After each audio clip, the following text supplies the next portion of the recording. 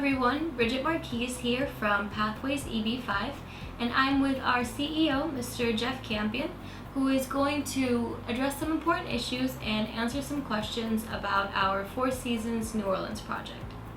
So Jeff, similar to One Dalton, there's a lot of current investors and potential investors that are wondering what impact the COVID-19 virus has on the hotel industry and what does that mean for the Four Seasons New Orleans project.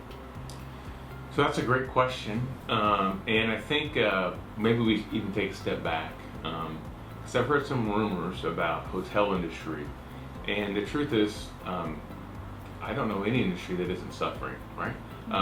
ALS have got to be suffering. Schools are not open. You've got hospitals are not operating at full capacity. They're not doing elective surgeries, so they're not functioning. Airplanes aren't flying. I don't know any industry that isn't suffering. So when I hear this, a lot of times it's from a competitor trying to poke a hole in our project, and I would just say that that's a false narrative in terms of just generally. Now, as it relates to our hotel, a couple thoughts. Number one, remember that it's a hotel and we're only relying on construction expenditure jobs. And so the Four Seasons Hotel and Residences only uses jobs that are created by construction expenses. And that's really critical. So we're not relying on any type of operational jobs. And I'd also like to point out that, that the construction hasn't stopped.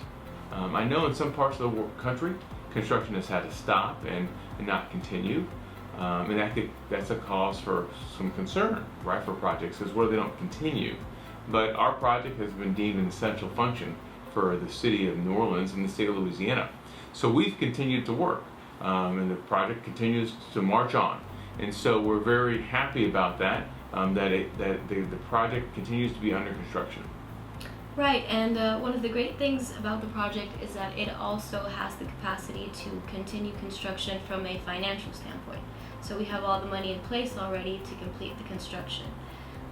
So do you want to talk a little bit about that? Yeah, so ultimately, as you know, through construction expenditures, we're going to create about 4,146 jobs. Well, that's what we've created to date. We'll create more than that amount. And that's really important because we need about 1,550 for all the investors. And so that's really important as you begin to look at this as an investor that's currently invested or one that may invest, because you want to make sure that you're going to get your permanent green card. And so that's important. But that's just a projection. The bigger question becomes, do you have the capacity to complete the project, right? And so that's really important. A lot of projects will tell you that they have the capacity to complete a project. They're going to get more funding if they need it. They're going to have other people invest if they don't raise enough EB5 money. We've all heard that. But this is what I was talking about when I've told investors you need to be careful. What I was talking about is what happens if something like the recession from 2008 happened, which we never thought would, but now it's a pandemic. And so you've got a similar effect. And there are projects that won't have the capital to finish. Ours isn't one of those, as you know. Our project's fully capitalized. We have more than enough from the bank and from our equity partners invested already, along with our $25 million in EB5. We have over $186 million of equity invested that isn't counting EB5. And so this means that the project's going to be completed. In fact, recently, as you know, the bank increased the amount of the first mortgage to ensure that there would be no issues for completion of this project. So that's great news. All right, Jeff. Well, thank you for that information. And my last question to you is that even though this is a very safe and reliable project, there's still a lot of people out there that, of course, are concerned about investing their money in anything right now. So what do you have to say to them, and what are your thoughts on why it's still a good time to invest in EB5 right now? Yeah, a couple thoughts. So our hotel isn't supposed to be open. It's under construction. And it should finish construction sometime early next year. And at that point, most experts think that the coronavirus will be completely under control, whether there's a vaccine or because of the herd immunity, it'll be under control.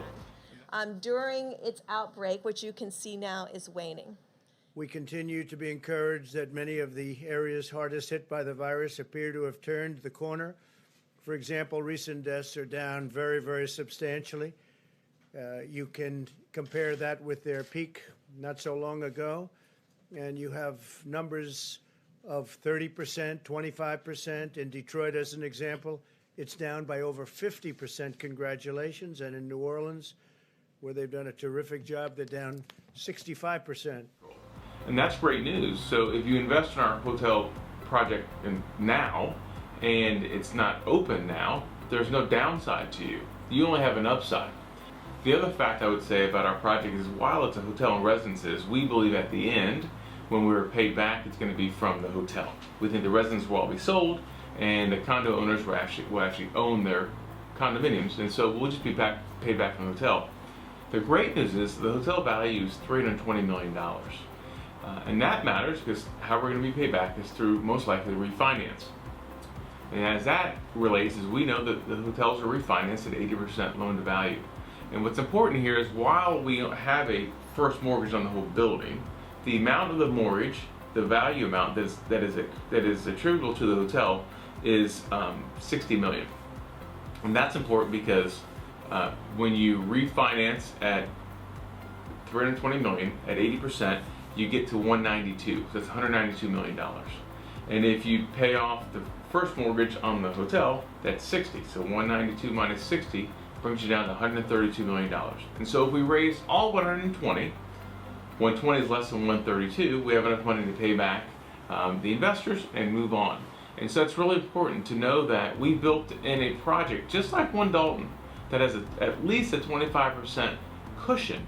And so the other thing about the project that's really important is the job creation. While we can't guarantee that an individual will receive their permanent residency, we've done all we can to minimize the risk because we've created more than 3 times the amount of jobs almost. And we have the money at risk. And so those are the 2 factors they're going to look at, is the money at risk and have we created the jobs? And the answer is yes, we have. So that's really important when they analyze a project, is that issue along with getting their money paid back, which as you know, we have a large amount of equity in the project and we have a large cushion, about 25%, that will ensure to the best of our abilities that they can receive their money back after they receive their permanent residency. Great, wonderful. And also the current processing of the I-526 that has been changed by USCIS so that individuals from countries that are not backlogged will be processed ahead of those from countries that are backlogged. So this should also significantly help applicants. I think so, and I think it's important too, if you are hearing other projects say, oh, we got an approval in 9 months or 12 months right now. What we know is just that. It's no longer first in, first out. And I would suspect that all projects that have investors that aren't from backlogged countries like South Korea and Taiwan are going to begin to get faster approvals. That's just the reality. It's not anything special about any one project. It's just the way that USCIS is now going to process these petitions. Great point. Great, great. Well, thank you so much, Jeff, again for your time. If anyone has questions, our team is doing one-on-one Zoom video calls. So if you would like more information, please feel free to email us at info@pathwayseb5.com. Thank you so much, Jeff, and we hope to hear from everyone soon. Thank you too.